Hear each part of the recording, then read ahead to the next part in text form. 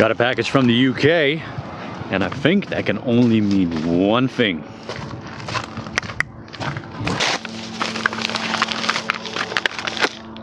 Complete the Koso.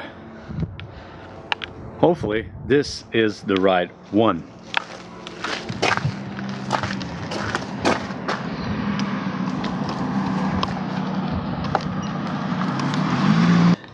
Okay, that's a good fit. That's hopeful.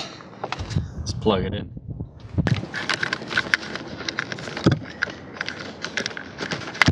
There we go.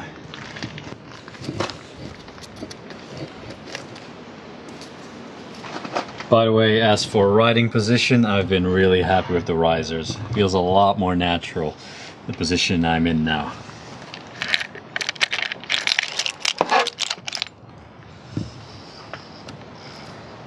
Right, since it's official now it's actually going to be working, peel this off.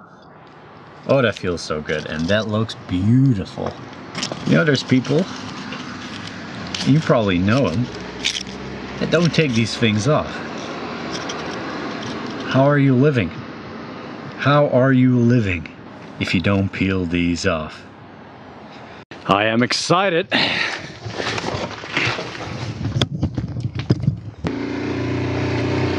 how fast I'm going. Oh! Barely keep my head down.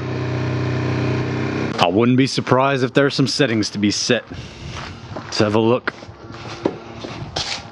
Who needs instructions, right?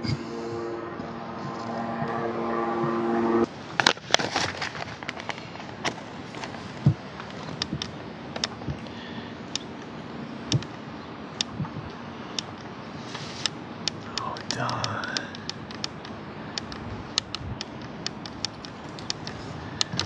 $7.14. Voila. That's better.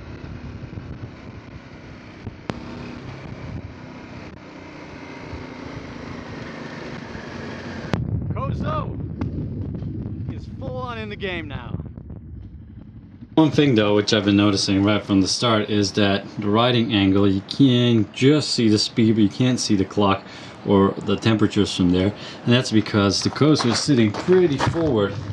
And I think the ideal thing to do would actually be to get rid of this bracket and really just hook it up with a plate behind it. But I've already got this, so I'm gonna roll with this. But then you can push it a bit more to the back. Anyway, something simple, but I'm really happy with it. And now I got a proper functioning bike.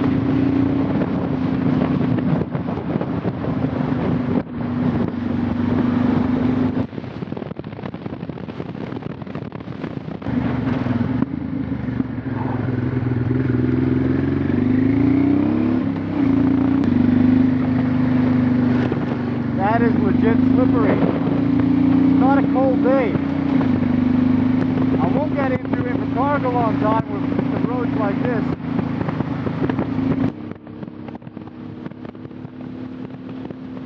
Here is Help, who worked hard yesterday. Rode until the morning at 1 o'clock. Way back from 2 in Invercargill with goodies on top. Hello, crash bars. The rally fairing rejoices. And look at all of this. Oh yeah, they accidentally sent this package from Holland down south to the previous address, so it's really lucky that I passed by the other house to look for my boots, which I got again. And they also had this package. Really lucky. And like I said, this was waiting for me down south. Barkbusters storm cover. Barkbusters. Mirror and the brake lever rejoice. And some minor stuff still for the Honda from Malcolm, the Honda guy, which arrived just after I left Tui. So, let's open all that up. Also, some familiar faces are back. Missed you. Probably lost a few brain cells while I was gone, bud. And Gone is the darkness because I brought the halogen light with me.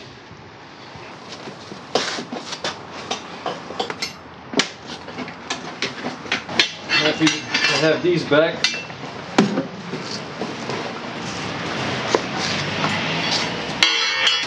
So yesterday went on a mission down south, back to Tui. First went to Fargo, pick up the barkbusters at the Honda shop, and then to George, pick up the stuff that I still had there. Turns out I had left my boots there. I thought I left them here, but they were there. So no more riding in running shoes and work shoes. So I got all this stuff. Yeah, this got sent down there. I didn't know. So what do we got in here? Again, from the second-hand shop in Holland, from Relkema Motor Sloop. Oh, they sent me that whole thing anyway. So what do we got here? Quite a state. Remember the suspension link that got messed up during bearing removal? Well, this one's off a Africa Twin, but apparently it should fit on a Transalp, and it looks very familiar, doesn't it? This one though is completely different. I'm not going to use it anyway. I've discussed it before online with people in the comments too. I would love to get a brand new front brake rotor with the little mod bracket, but all together to come here over 300 euros. I can't spend that money anymore. So I opted instead for a second-hand rotor. She's looking pretty darn good still.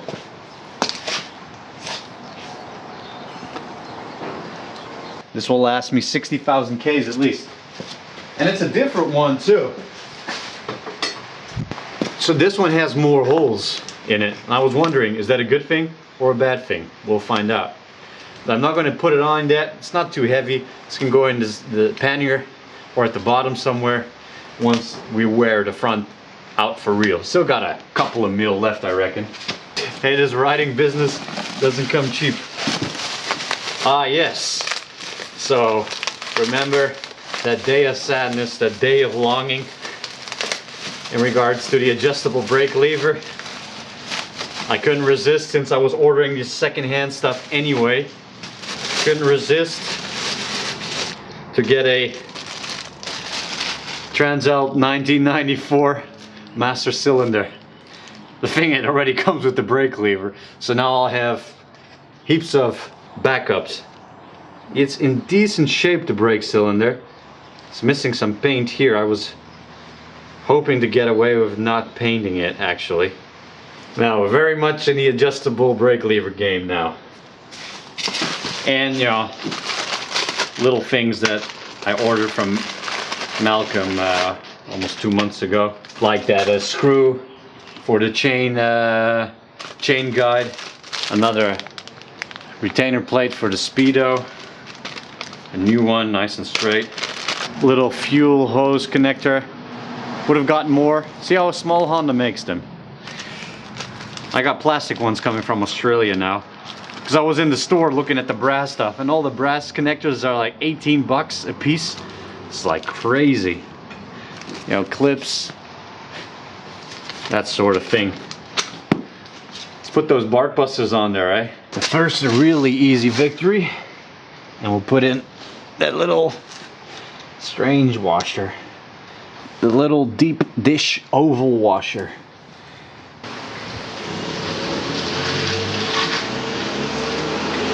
Though I bet I could have ridden to the end of the world with this alternative solution we made. So alright people, it's all good. I got the barkbusters, light. Like I said, a lot of people were suggesting in the comments after I looked spill, that's what they're for. Get the barkbusters, man, you need that stuff.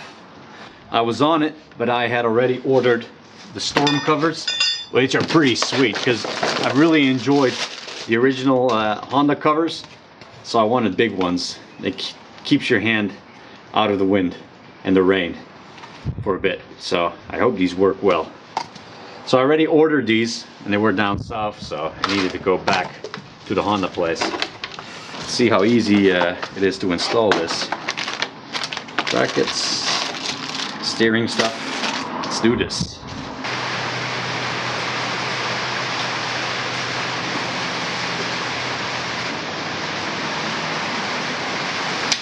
Much easier. Super easy.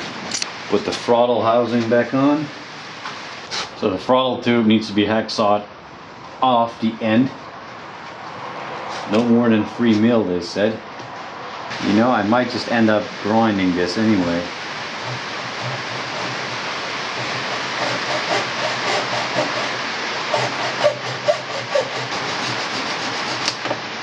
There you go. Got an opening into the side. Okay, so I'm just going to cut the knobby end off. Has like a thickness to it. This end, just cut that off. Tried putting on the floodlight, but the work light, but the halogen light is busted. It's all melted and bubbly or something. So still no glorious light, but soon. There we go. A nice gaping hole. Nice and tight.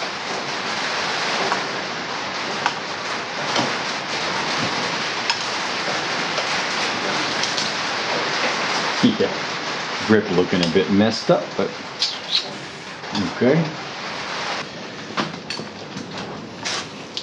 Horizontal, but I need to protect the brake, right? So take the brake with the position that it should be in. I need to move the lever because it's touching also.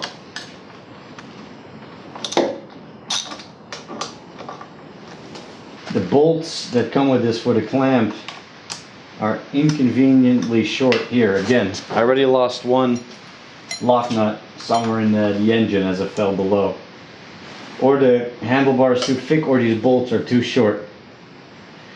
It could have been a bit longer, because this is just a nuisance. Keep popping out. Well, finally looks like I got him in. You tighten the one on the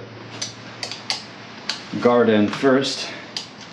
Right, so the lock nut has popped off twice now while tightening this one here. Well, the second time I tightened this one more. Could be the bar is too thick, but if that's not the issue, then the bolts that they supply with this are too short. Third time I popped the lock nut, I measured the handlebar to 22 mil. And this is for 22 mil handlebar, and it just doesn't fit. The bolts are too short. That's just...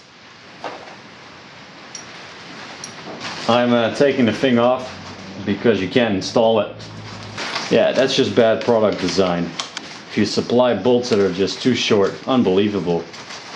It's the first time I'm installing barkbusters, but it's definitely a bit of a disappointing experience. I don't know if this is the first time I'm installing barkbusters, and I don't know if this is a common thing or not.